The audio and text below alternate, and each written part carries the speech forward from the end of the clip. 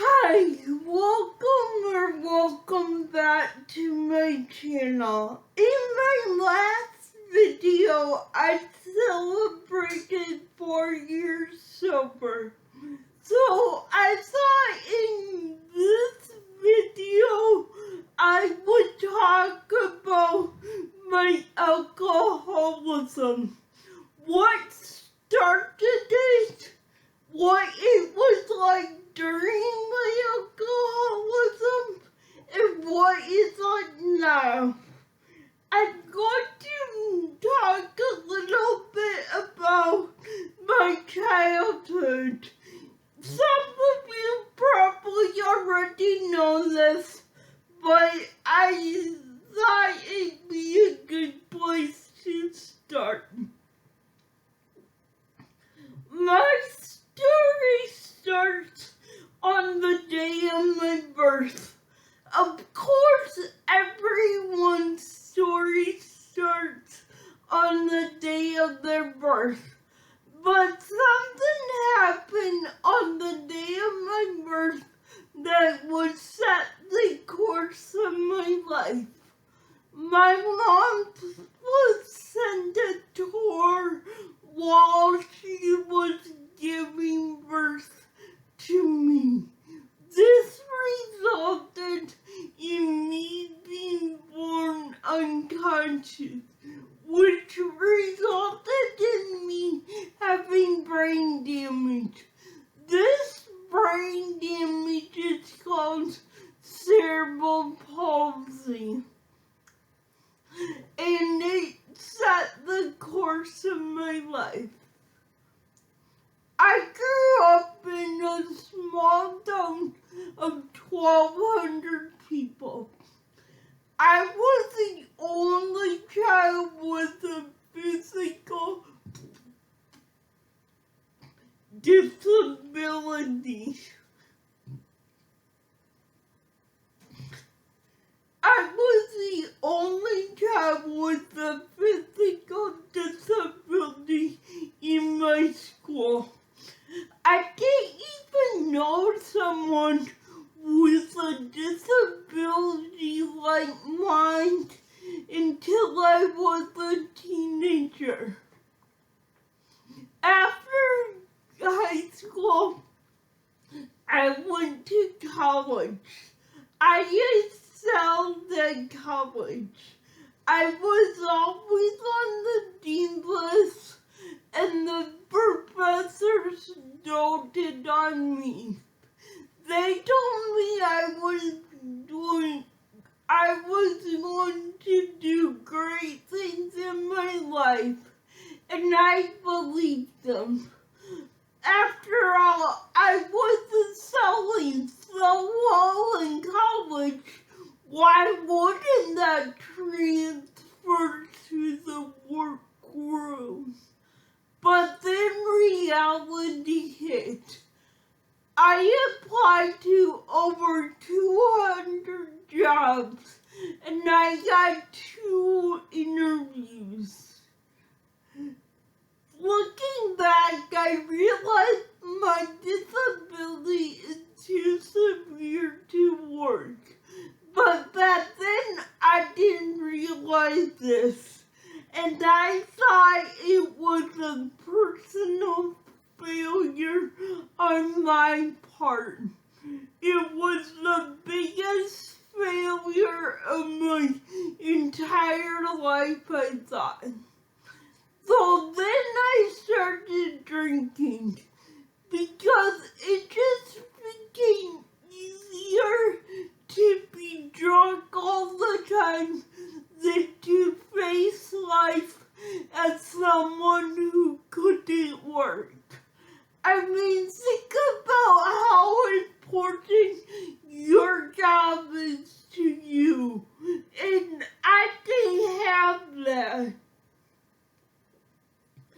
Like many alcoholics, I drank all day until I passed out at night, and then I got up and I did it all over again. There was not a time when I was was awake that I wasn't drinking. I didn't have a job to go to, so I just sat at home and drank all day. And I would have continued like that until I died, because I had no intention of stopping. But I had a social worker that checked up on me. See, there's these laws called vulnerable adult laws, and they basically say people like me, people with disabilities, can't be in unsafe situations. And I found out that meant including being drunk. I was so mad at these laws. I was like, why can't you just let me drink? But my social worker in the state told me I had to get sober. I had a hard time getting into treatment. Most treatment programs wouldn't take me because I require people to help me with my activities of daily living. Activities of daily living are things you probably take for granted, such as taking a shower or getting dressed. And no treatment facility would take me because I required help. I was fine with this.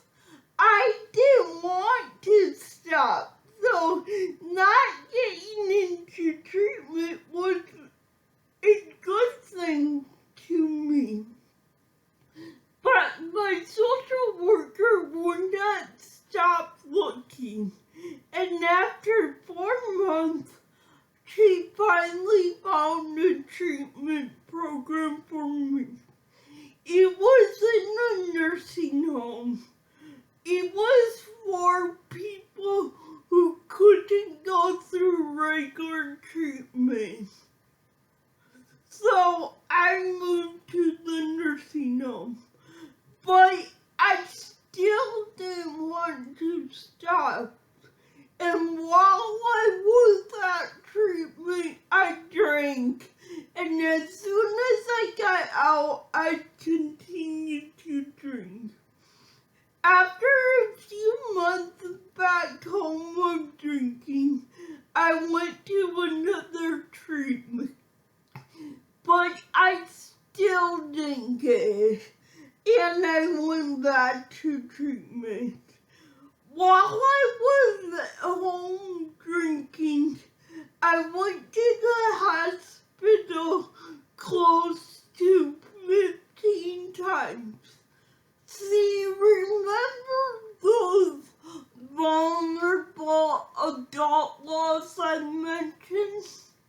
Well, they say if anyone finds me heavily intoxicated, they are legally required to call the police. And the police are legally required to send me to the hospital. I would go to the hospital and have to wait there until my blood alcohol level reached normal. See, most times when someone's heavily intoxicated and they go to the hospital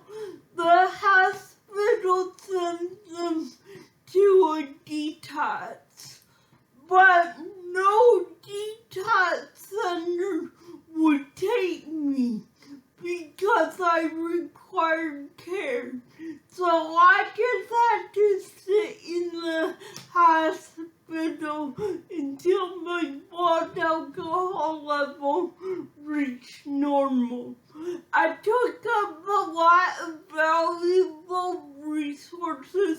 and I wasted a lot of the hospital time. Yeah, the hospital staff didn't really like me at this point.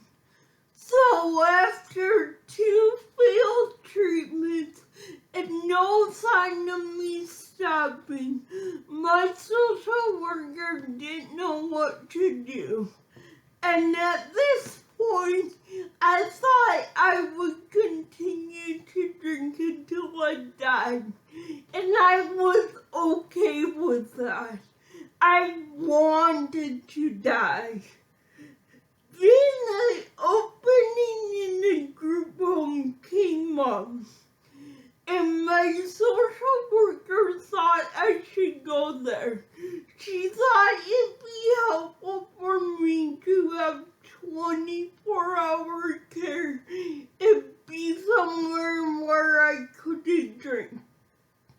I was very against this. I had spent my whole life being independent, and I wasn't going to willingly go somewhere where I couldn't be independent. Plus, I wanted to continue to drink, and I didn't want to go somewhere where I couldn't drink. Finally, my parents and my aunt stepped in, and they told me if I went to the group home for 1 year, they would help me move back to my apartment. I still didn't want to go, but I figured a year wouldn't be that bad and it would get everyone off my back. So I agreed to move to the group home. I still had no intention of quitting drinking. The year in the group home was miserable. I hated everyone and everything. I pretended to be sober. I pretended to want to be sober. But everything I did was towards the goal of eventually drinking again. And my parents and my aunt were true to their word, and after a year, they helped me move back to my apartment. The day my dad moved me back to my apartment, he asked me if I thought I could not drink.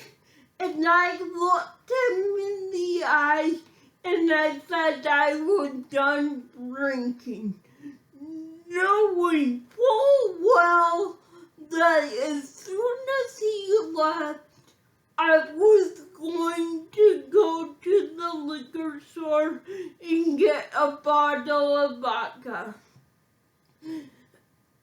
That night, I drank 2 liters of vodka. I blacked out and I passed out. The next day, my dad found out when the police called him and told him they found me in my apartment. My dad drove the 3-hour drive to come get me, and he told me he was sending me back to the group home. And if I didn't go willingly, he would take me to court and have my guardianship taken away. Because at this point, I was my own guardian and I needed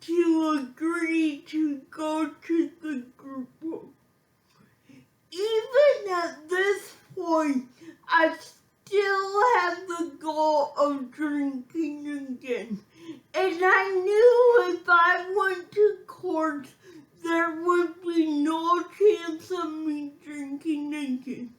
So I made another deal with my dad. I said that I would go to the group home for 6 months if he would help me move back to my apartment after 6 months. And he agreed. Still, at this point, my goal was to drink again. And then the pandemic hit. And I don't know what changed, but my attitude did a 180. I started embracing the group home. I realized I was the happiest I've ever been. I don't really know what it was. I wasn't going to AA. I wasn't doing anything for my sobriety. A believer might say it was a miracle, but I'm a lifelong atheist, so I don't believe that. All I know is something changed in my life. I don't do a traditional recovery program. I don't do the steps.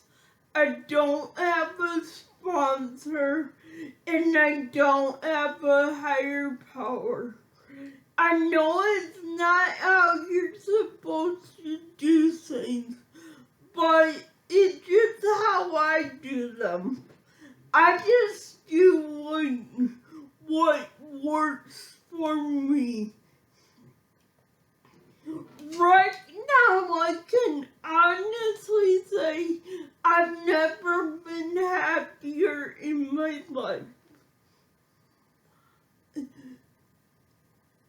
In recovery, we're taught not to regret the past. And I don't regret my past. Yes, I have some dark years. I struggled 20 years with depression. I've been in mental health hospital more times than I can count. I've struggled with the eating disorder. I've struggled with other addictions, but I don't regret any of it. It made me who I am. It taught me that things don't always go as planned. And sometimes you just need to go with the flow.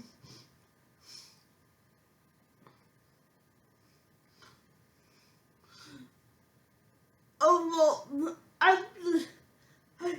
I know I'm sorry.